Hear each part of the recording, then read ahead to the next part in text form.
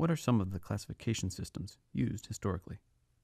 The history of classification of vascular anomalies is fascinating because it goes back, obviously, thousands of years through recorded history.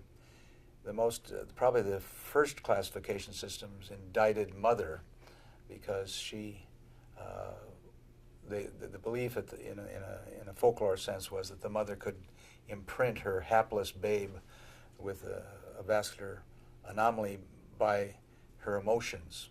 And if the woman was frightened by a death of an animal or going by a butcher shop, or if a woman ate too many strawberries or bright colored fruits, that she might imprint her child.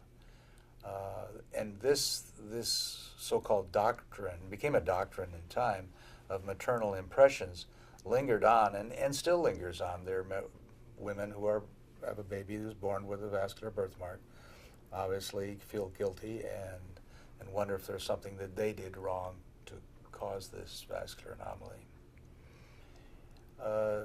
Science came in the 19th century when the microscope was used to look at tissues of vascular anomalies, in particular by Rudolf Virchow, and he classified vascular anomalies into three major groups, called them all angiomas.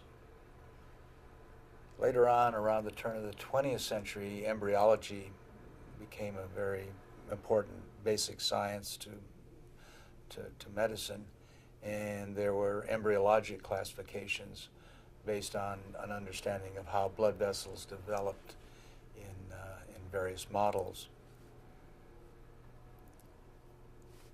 Then the next group of classification systems were sort of an extension of the early pathologic systems, that you could classify these anomalies based on histopathology. That has been useful, but I like to think that the more cellular approach that we used to classify vascular anomalies based on endothelial characteristics, the lining cells of the blood vessels, has been the most productive in terms of understanding these lesions, in terms of properly diagnosing, treating these lesions, and in promoting and in directing basic research into the cause of these lesions.